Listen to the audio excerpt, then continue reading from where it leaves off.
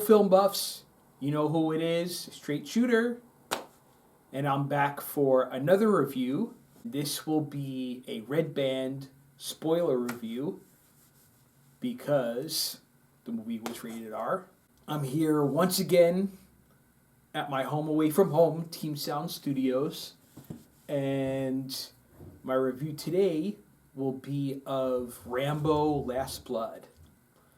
So Stallone is back, and he's actually hasn't been gone. He's still doing what he does. Most recently, he was in Creed 2, which was actually my first review, which is pretty funny.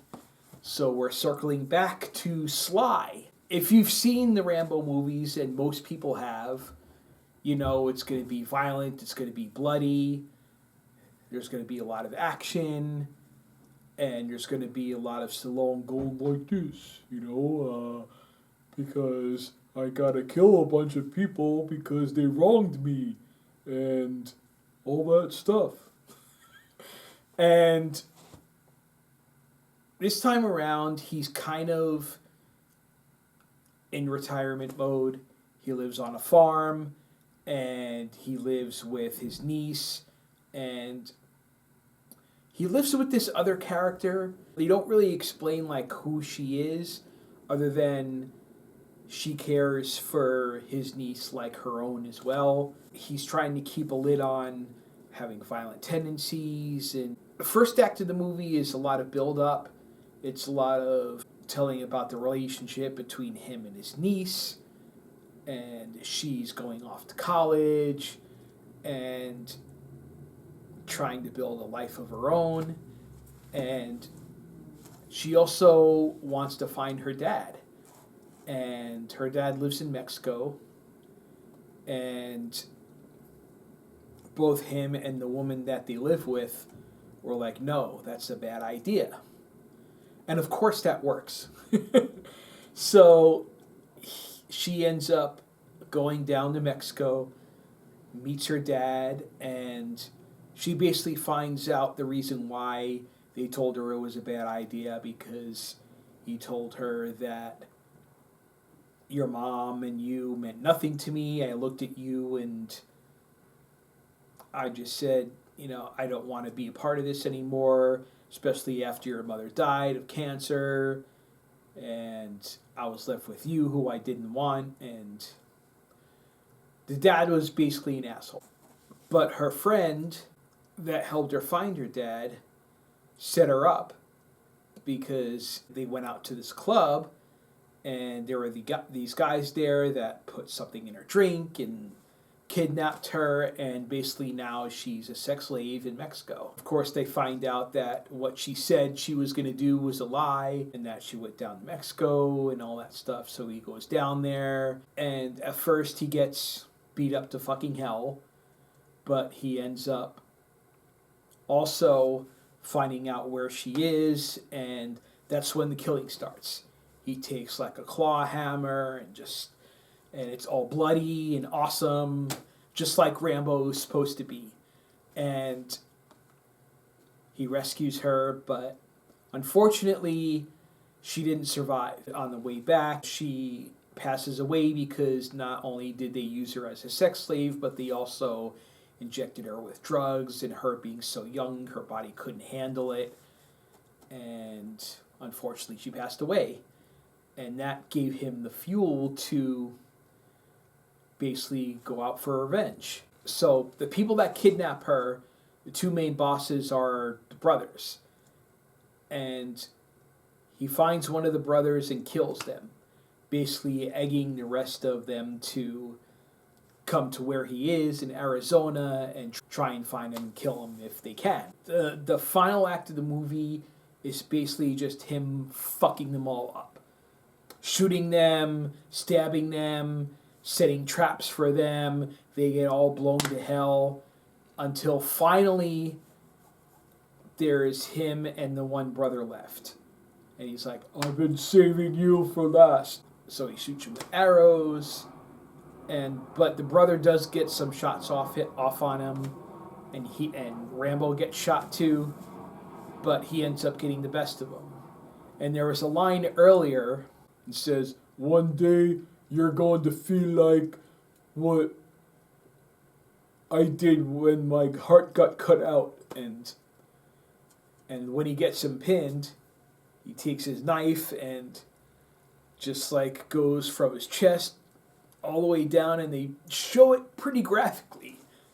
And he actually like reaches in and takes out his heart and goes, "That's what it feels like." And the guy dies, of course, and he collapses onto like a rocking chair, and there's some narration, and that's pretty much the end of the movie. It was pretty good. As far as Rambo movies go, First Blood, I don't think anyone can argue that it's the best of the franchise. You know, Rambo 2 is pretty up there. Rambo 3 was, it was what it was. It was definitely the worst of the series. And then they had Rambo 4, which actually was surprisingly good. I'm going to put this one not quite up to par with Rambo 2 and 4, but better than 3. So it's First Blood, Rambo 2 and 4, and then Last Blood. And then Rambo 3's down there. Somewhere down here. It was decent. It was better than I had hoped it would be, especially after going through the first couple acts that were a lot of dialogue and a lot of build-up. But it ended up being really satisfying when all the cartel members came to his farm in Arizona, and they were just getting fucked up left and right. It's not supposed to be realistic. I mean, Stallone is a 70-something-year-old, I think now. And, but what makes him special is that he's a special operative.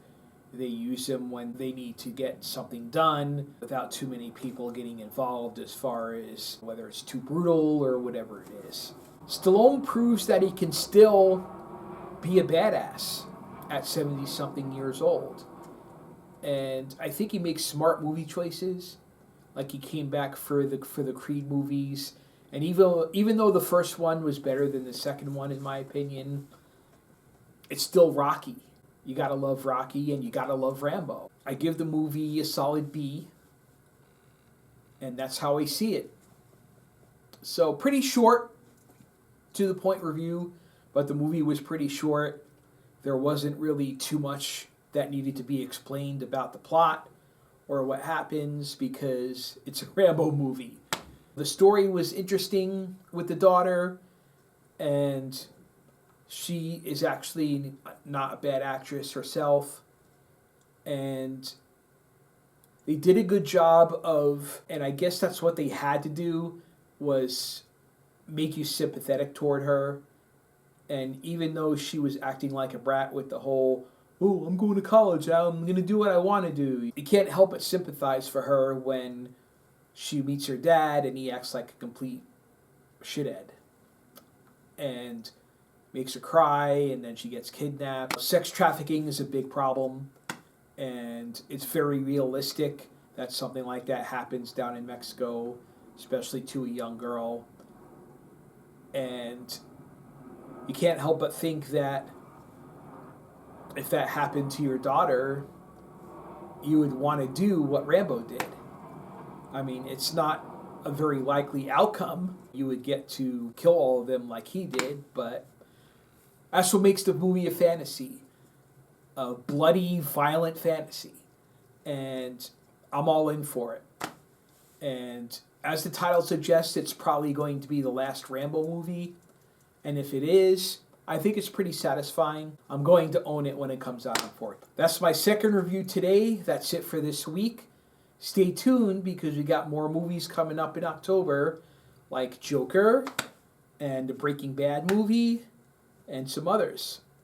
See you guys.